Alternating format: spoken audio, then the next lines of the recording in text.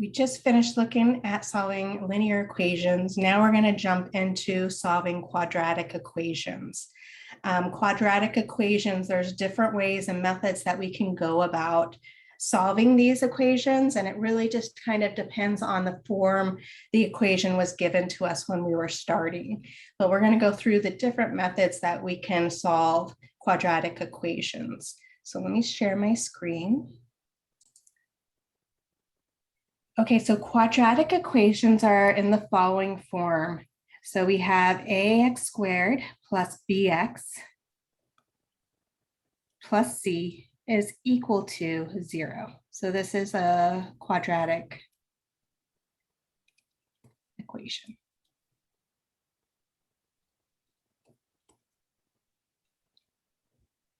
We have to put a little bit of stipulation in here that a cannot equal 0.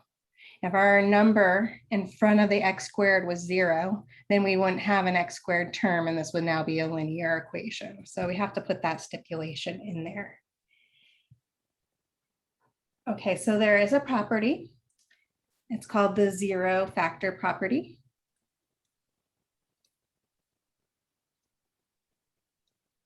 And we're going to be using this sometimes when we are solving quadratic equations, when we're going through and solving quadratic equations by factoring. So we know that if you have a times b is equal to 0, then a is equal to 0, or b is equal to 0, or both are equal to 0.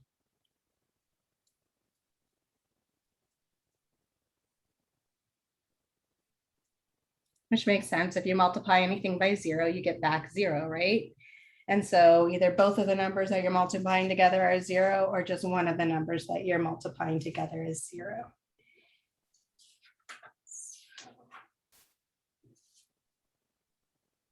So let's solve the following using this property. So we can solve quadratic equations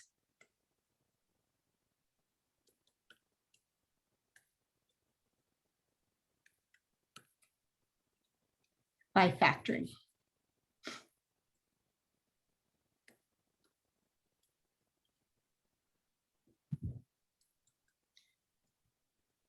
So you might remember sometimes it's hard to factor your quadratic equation. So this is not always the method that we want to go, or sometimes our quadratic equations aren't factorable over the real numbers. Okay, so if we're going to do it this way and it works, we want to get everything to one side of our equation and get it set equal to 0. So get all terms to one side of the equation.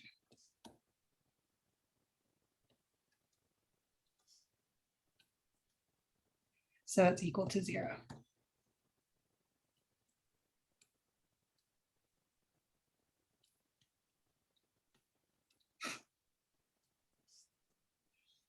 So we'll kind of review a little bit about how to attempt and go through factoring quadratic equations as we're doing problems. But really depends on what type of equation that you have as how we're going to factor it. So you're going to factor a polynomial.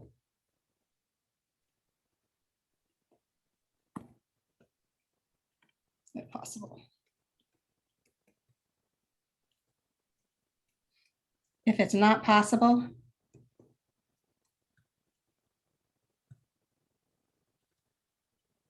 we will use another method to solve.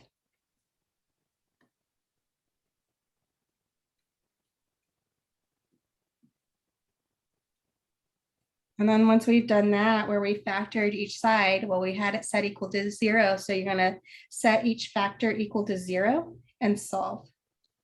So set each factor equal to 0. and solve.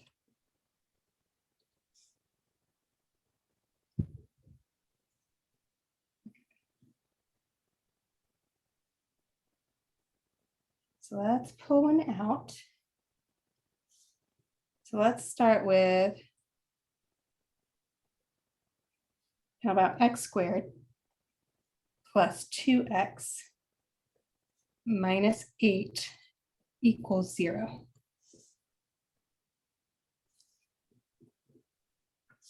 So we already have all of our terms to one side of the equation.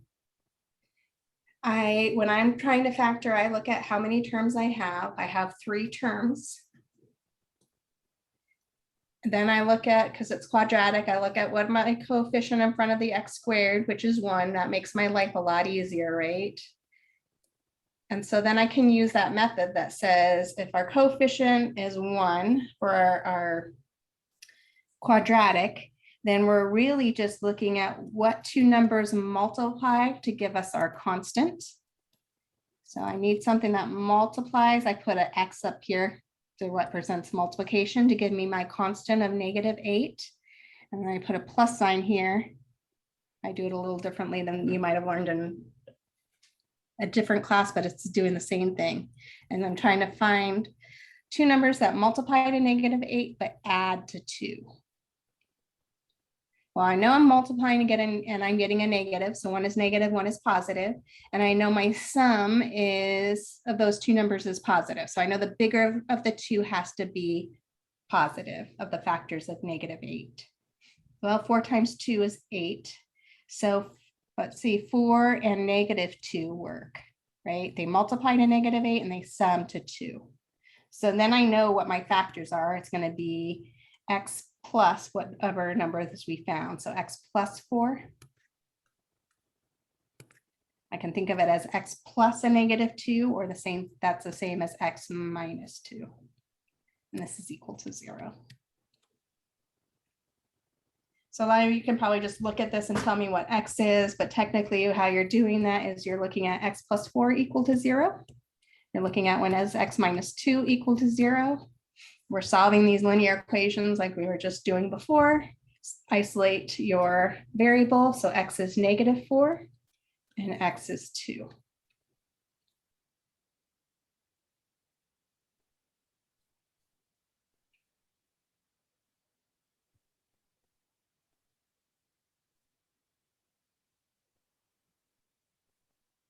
Let's say about -4x squared plus x equals -3.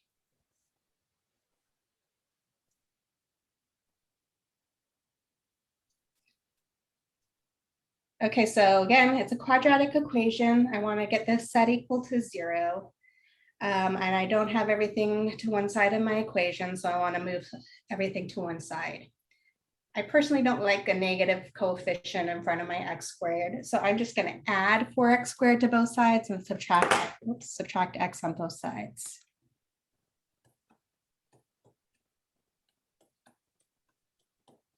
And subtract x.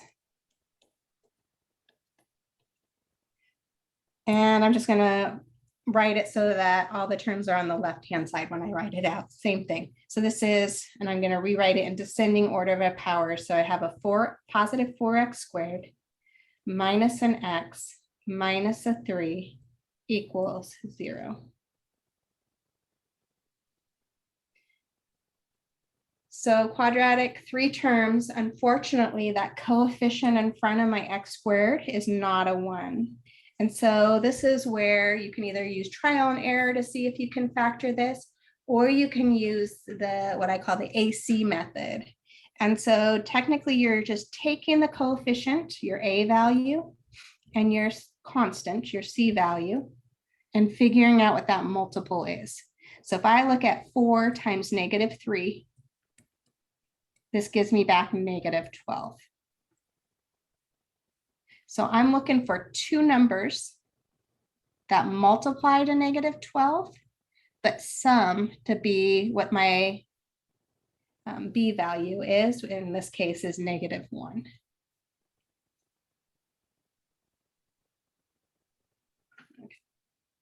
So two numbers multiply, giving me a negative. I know one is negative, one is positive, and I'm summing in, I'm getting a negative. So I know that in the end, when I choose these two factors, the bigger number has the negative in front of it. Well, 3 times 4 is 12. And I know 3 minus 4 is -1. So let's do 3 and a -4.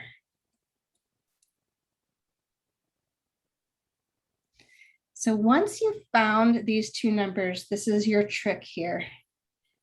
You're going to go back in and we're rewriting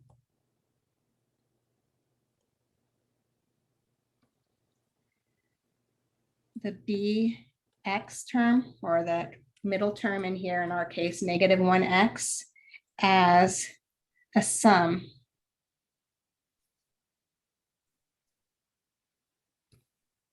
of two terms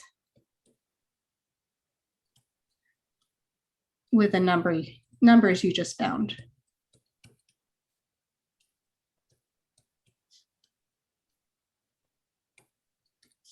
So in our case, instead of -1x, I'm going to use these two numbers, and I can write this as, and I'm going to write it as -4x plus 3x. I could write it as 3x minus 4x, but you'll understand why in a minute, why I did it that order. And so we're going to go back there and we're going to replace that with what we just found. They're equivalent. A lot of mathematics, we're rewriting statements in equivalent form to make things fall out for us. And so instead of writing -x in here, I'm going to write this as -4x plus 3x. I'm going to bring down my -3, so -3 equals 0. So once you rewrite the middle term with the two numbers you found, now we're going to factor by grouping.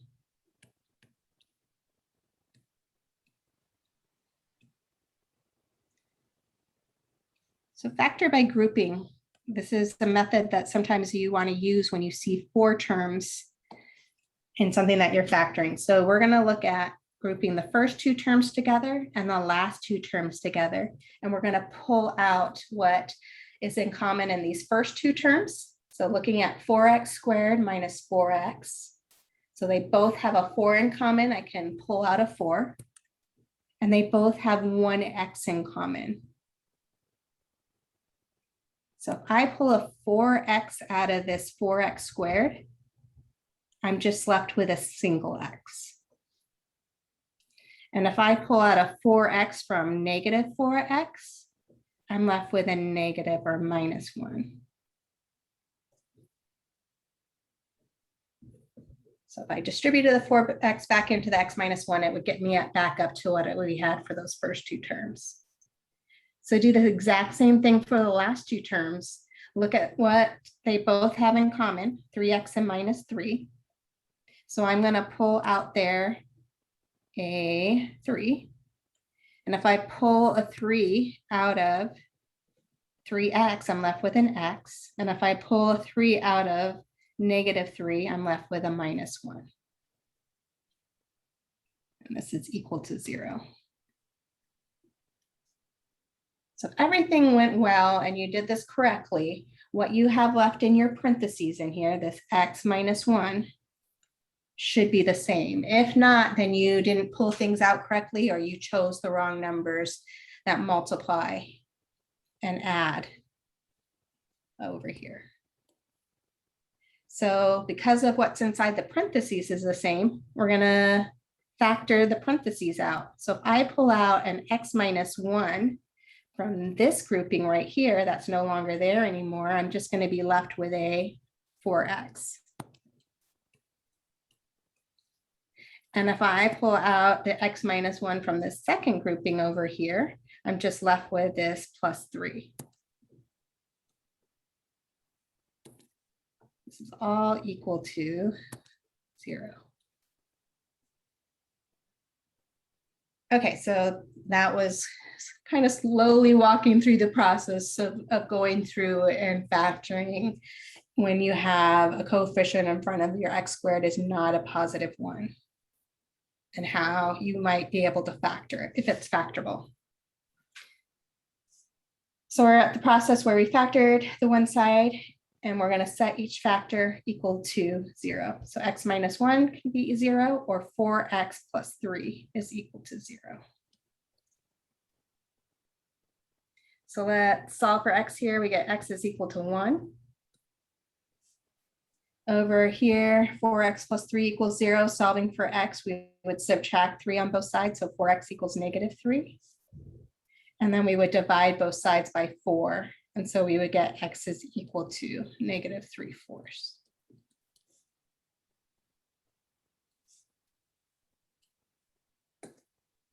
So we got 2 solutions to that quadratic equation. So I'm just going to walk through and recall the steps of going through factoring quadratics ax squared plus bx plus c when a is not 1 using this AC method. And so this method always works if this polynomial is factorable. And so if a is not 1, first thing that you want to do is you want to find what a times c is. And then once you determine what that product is, what the coefficient in front of x squared is times the constant here, what that is, then you're looking for 2 numbers. So you want to find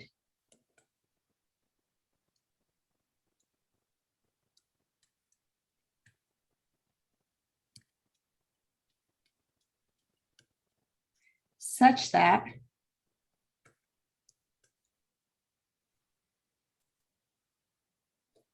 the 2 numbers multiply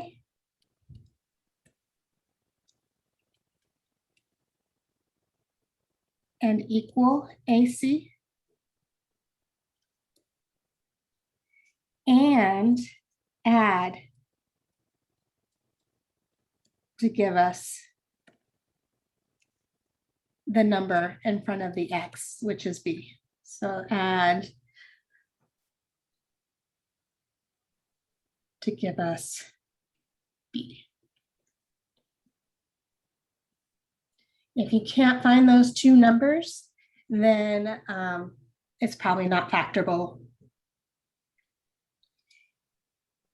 So once you find those 2 numbers, so let's say that they were, just so I can write it out, these 2 numbers be, well, we have D and E.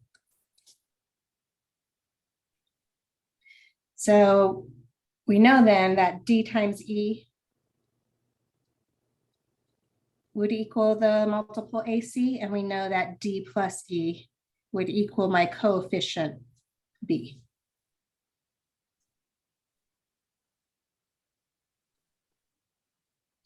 And so for step 3, you're going to rewrite the middle term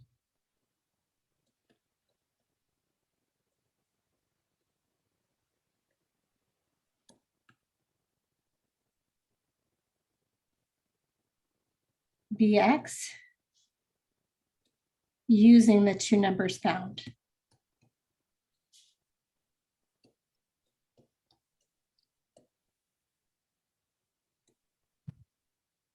So instead of writing that quadratic with 3 terms, we're now going to rewrite it with 4 terms. We're going to rewrite it so that bx is now going to be the sum of these 2 numbers, but I need the x in there to make it be equal to the middle term bx. So I have to do dx plus bx.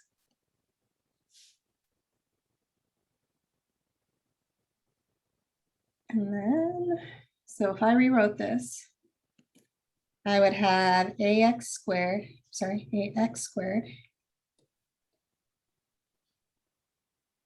plus bx, sorry, not plus bx, plus dx plus ex plus my c value.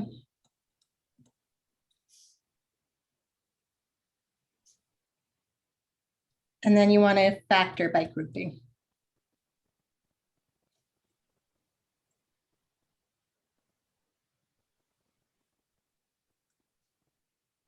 So you're going to group the first two terms together, group the last two terms together, and you're pulling out what we have in common in the first two terms or pulling out what we have in common in the last two terms. And then if you did everything correctly, what's inside that parentheses is going to be the same. Excuse me.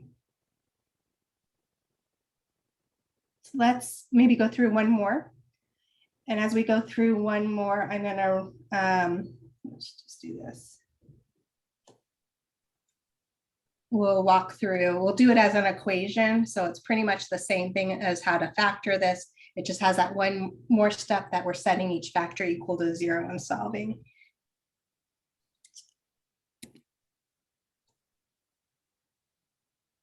So let's say we had 6x squared minus 7x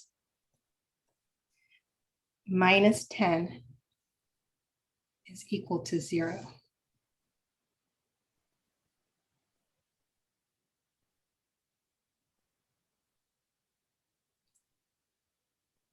Okay, so I noticed everything's to one side of the equation, good there. Unfortunately, that number in front of x squared is not 1, and so I want to apply this AC method. And so I'm looking at what is the multiple of a times, so the coefficient in front of x squared, which is 6, all times c, which is my constant. Make sure you carry the sign with your coefficient or constant, so negative 10. So AC, 6 times negative 10, that's negative 60. So now I'm looking for what my B term is, which is negative 7. So we're looking for two numbers that multiply to give us negative 60 and add to give us negative 7. And so sometimes I don't see it right away, and we have to kind of go through and just try different things.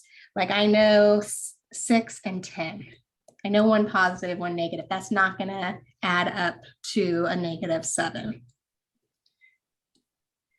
So 1 and 60, that's not going to work, right? Let's just kind of go through. I know 2 goes in here because it's even. And if I did 2 and 30, that's not going to work, right? 3 and 20, that would give me 17. So 4 go in there. Yeah, it should. So 4, that would be 4 and 15. Adding those again, that's not going to work. So you got to kind of just go through. So 5 goes into this evenly. So that would be 5 and 12. 5 minus 12 or 12 minus 5, that's 7. Okay, so it looks like we found those two numbers that work in here. And I know one is positive, one is negative. I'm summing and getting a negative, so it has to be a negative in front of my 12. So when I go rewrite this middle term in here, I put it in the form that it's going to be next to one of those values, going to be next to the first term is going to be, they're going to have something in common. It just makes it easier that way.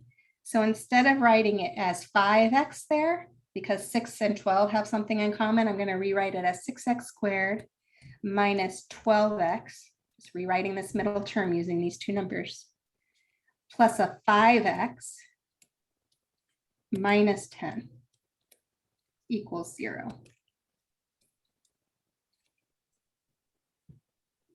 So now we're going to group the first two terms together and pull out what they have in common. Group the last two terms together and pull out what they have in common.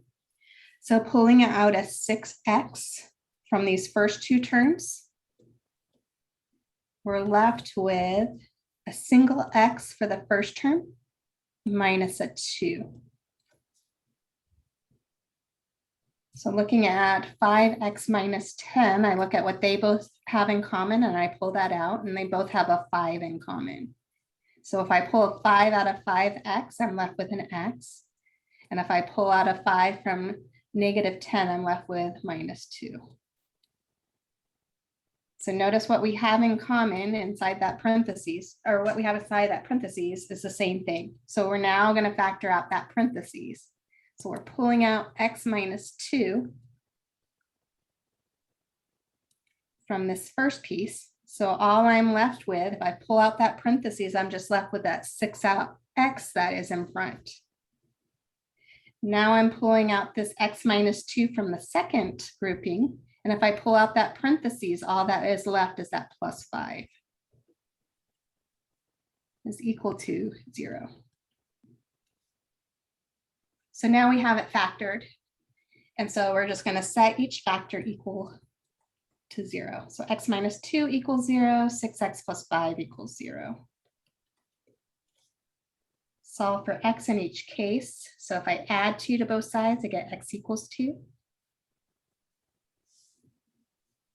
Here I need to subtract 5 on both sides to get the x by itself. So I get 6x equals negative 5. Divide both sides by 6, I get x equals negative 5, 6.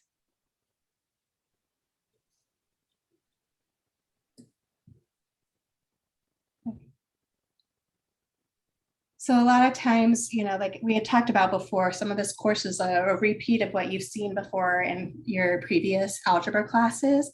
But I don't mind going through, just a reminder, just in time remediation, let's remember how to, factor quadratic equations using this AC method. So feel free to speak up if you guys need me to go through more stuff and remind you how to do things. I have no problem with doing that. Okay, so pulling up another example, this equation is 5 all over the quantity x plus 4. Then it says equals 4 plus, and then a fraction 3 all over the quantity x minus 2. So recall, if we have variables in our denominator, it's a lot of times it's easier if we first determine what x cannot be, or that variable cannot be in the denominator. We can't divide by 0. And so we need to look at our denominators and we think to ourselves, what value of x would set x plus 4 equal to 0, which would be negative 4. So x cannot be negative 4. And then looking at x minus 2, we think to ourselves, when is x minus 2 equal to 0? That is when x is 2. So we just write this down, and then at the end, we want to make sure that none of our solutions are those numbers. And if they are, they're called extraneous solutions, but we throw away extraneous solutions and don't use them. So same process, we have fractions. Let's clear the fractions, and we can do this again because this is an equation. We have that equal sign in there. And looking at the denominators and all the fractions that are involved in the equation, we want to find the least common denominator. And our least common denominator, well, x plus 4, that factor has nothing in common with a factor x minus 2. So it's going to be both of those factors, x plus 4, all times x minus 2. So recall, we're multiplying both sides of the equation by this. And so we're multiplying this by every single term or grouping on each side of the equation. So I'm going to do that as I write this out. So we have the quantity x plus 4 times the quantity x minus 2, all times this 5 all over x plus 4 equals, so we have that quantity again, x minus x plus 4 times x minus 2. We're going to take that and multiply it to both groupings on the one side. Just trying to do this faster, which is probably slower. So we have this value right here, all times our 4. So a lot of times students will forget to multiply this to the terms that don't have the fraction. So don't do that. So we have the times the 4. Plus, now we're having this x plus 4, x minus 2, all times our other fraction. And in that case, that was 3, all divided by x minus 2. Okay, so on the left-hand side, notice those x plus 4s cancel because we have one in the numerator and one in the denominator. And so we're left with 5 times that quantity x minus 2. So let's just distribute the 5 as we're at it. So if I distribute that 5 to the x minus 2, we're getting back 5x minus 10 equals. Okay, so we're going to have to do a little bit of work here. We want to distribute and combine like terms. And then we're going to have to distribute that 4. So let's first distribute x plus 4 times x minus 2. I'm going to skip a couple steps. So we have an x times x is x squared. X times negative 2. So this is a negative 2x. And 4 times x, now distributing the 4 to each term, is 4x. And so that middle term is going to be negative 2x plus 4x, which is a plus 2x down here. And then 4 times negative 2 is negative or minus 8. All times this 4. I'm just going to put the 4 out front. And then looking at this next grouping, our x minus 2s cancel. And we're left with 3 in our numerator times this x plus 4. So let's distribute as we're at it. That 3 to the quantity x plus 4. And so if we distribute that, we got 3 times x is plus 3x. And 3 times 4 gives me plus 12.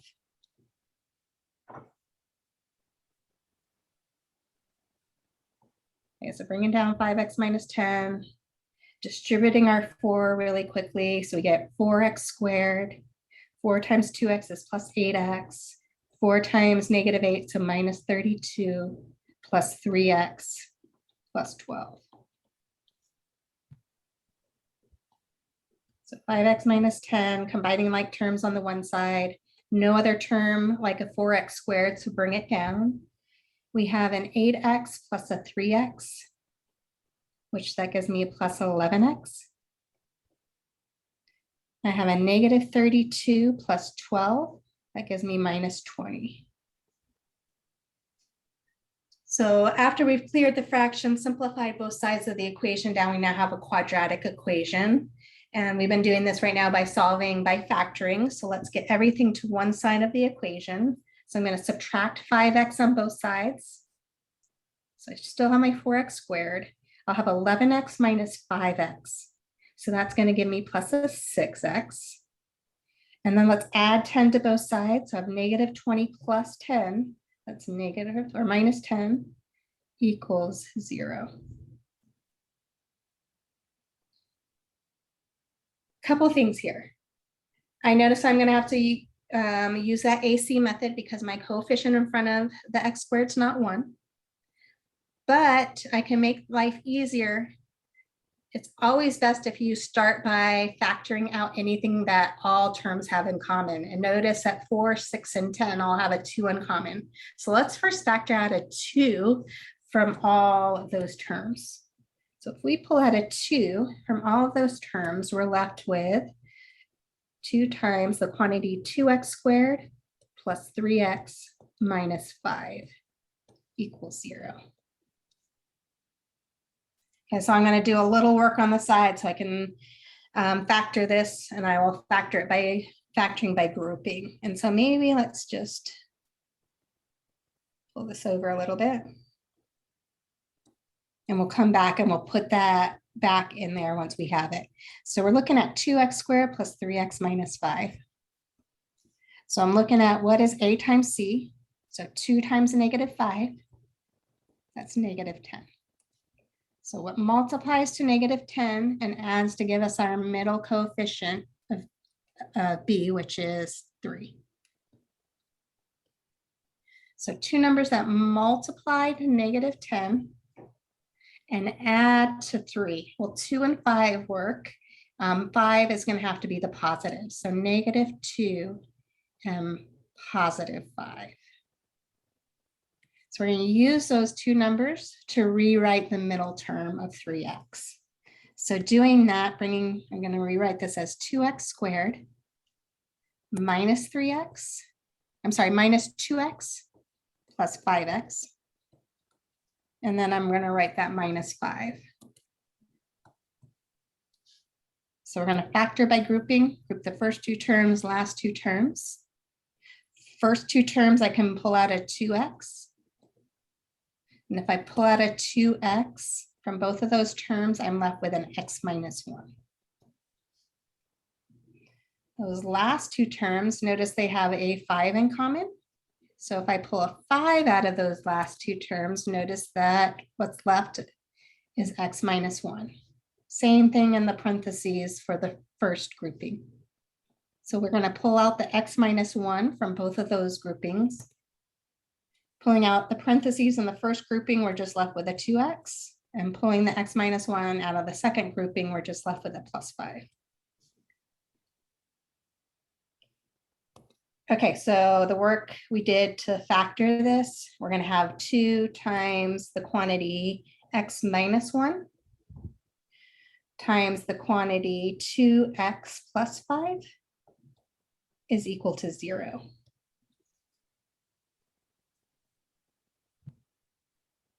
So we're going to set each factor equal to 0 and solve for x.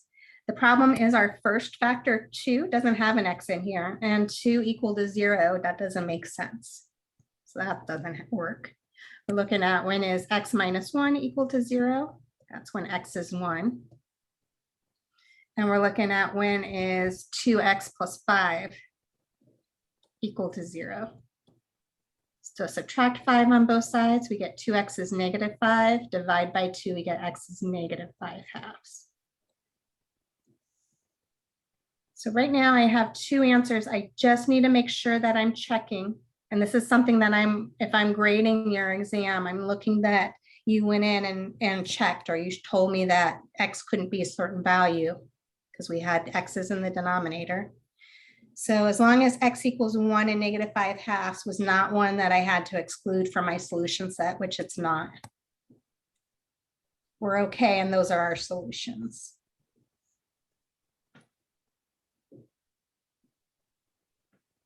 Okay, so all of these that we just did were ones that we could do if factoring was possible. But there's some other methods that we can use to solve quadratic equations.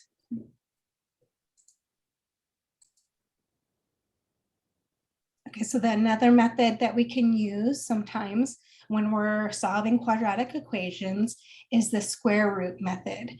And our equation has to be written into a certain form in order to use this square root method, or we're going to have to manipulate it, which we'll talk about completing the square. I don't think we're going to get to that today, but which completing the square will also help us to get it in the form that we can use the square root method.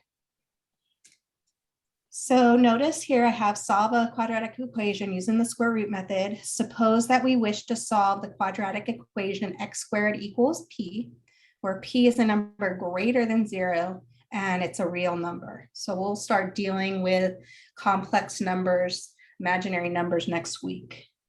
But right now, all we're dealing with are real numbers, the real numbers. So if we wanted to do this and we want to solve for x squared, there's a couple ways we can do it. But using the square root method, basically what we're doing is we're taking the square root of both sides. If we take a square root of both sides of an equation, we got to be careful because there are numbers that we can square that will give us the other side. There's 2 numbers. So like in this case, if I took the square root of both sides to get x by itself and not have an x squared, I want to put a plus or minus in front of one of the radicals, and I just tend to do it in front of the one with the constant. And so we know the square root of x squared. What can we square to get x squared? That is x is equal to plus or minus the square root of p. And the reason that is, if we went backwards and we squared both sides, if I square the negative square root of p, I still get back positive p. And if I square the positive square root of p, I get back positive p. So there's two different solutions that work. Another way we could have done this was just by factoring. If I had set this equal to 0, right, like we were doing before for our quadratics, x squared minus p equals 0. Remember difference of squares, we could break this up. If I had a squared minus b squared, I could break this up as a minus b, a plus b. Technically, if this is not a perfect square, we can make it something a perfect square, right? If we square a square root, that would give me back just b, or whatever is underneath the radical. And so I don't know if p in this case is a perfect square or not, but I know if I look at the square root of p times the square root of p, that would give me back this. So I could factor this as x minus root p times x plus square root of p. And if I did it that way, then again, I'd have to set each factor equal to 0 and solve. And so I get x equals positive root p and x is equal to negative root p.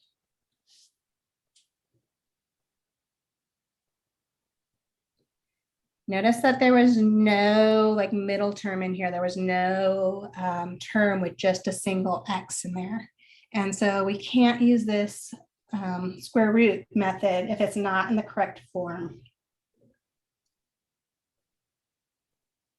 So let's say you had the following.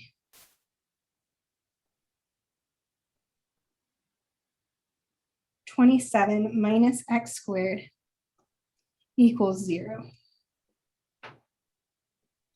So if I wanted to use the square root method here, I would want to get the x squared to one side and the number to the other side.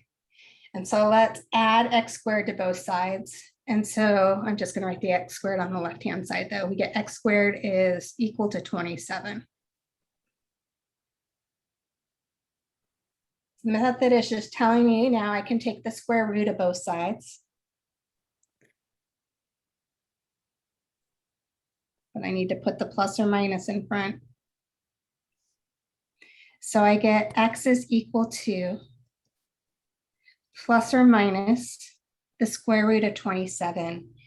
So in this class, you want to, when we're dealing with radicals, you want to pull out as much as possible. So any factors of the number underneath the radical, if any of the factors are perfect squares, we want to pull it out. So recall that 27 can be written as 9 times 3.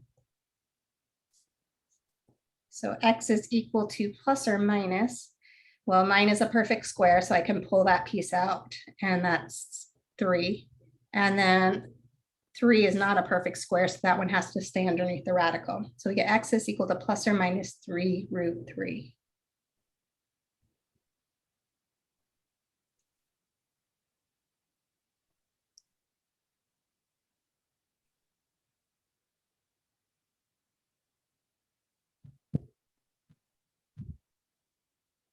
So our next equation is 4x plus 1. That's all in parentheses. Quantity squared is equal to 20.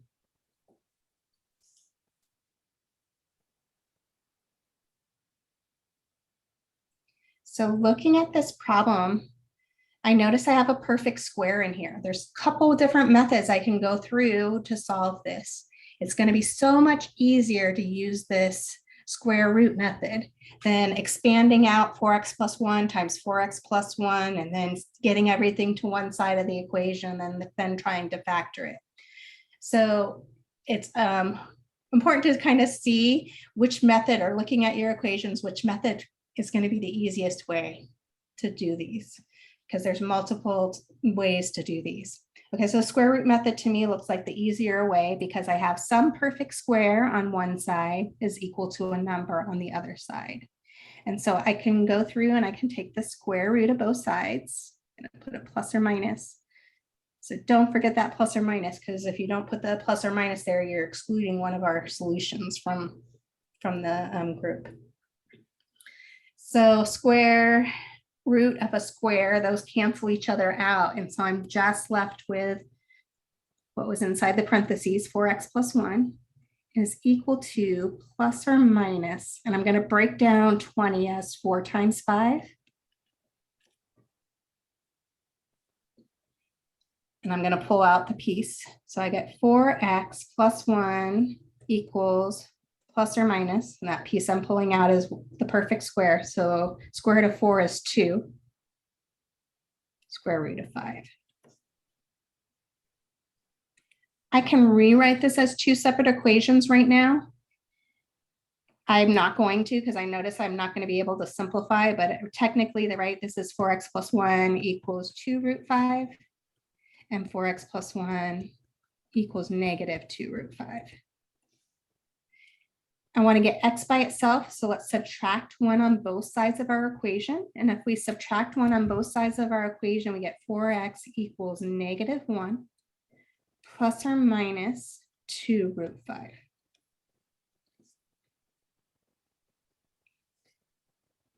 Be careful, I cannot combine negative 1 plus 2 and negative 1 minus 2 because of order of operations, that's addition and subtraction. Multiplication comes first. So we're just going to leave it alone. Don't do anything to it. Get x by itself. We're dividing both sides by 4. So we get x is equal to negative 1 plus or minus 2 root 5 all over 4.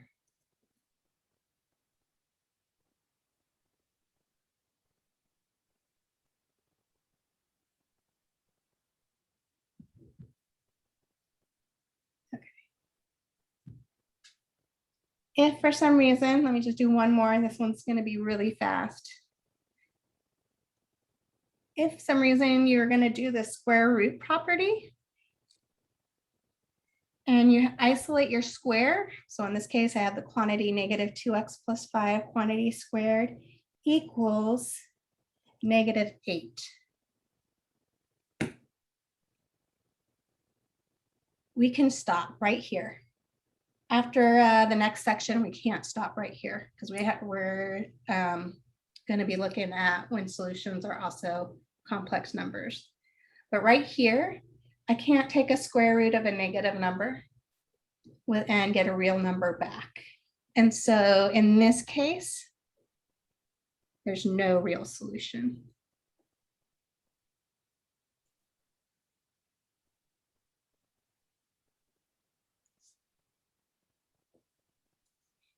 I missed what you said at first. Why is it no real solution? Because it's a negative?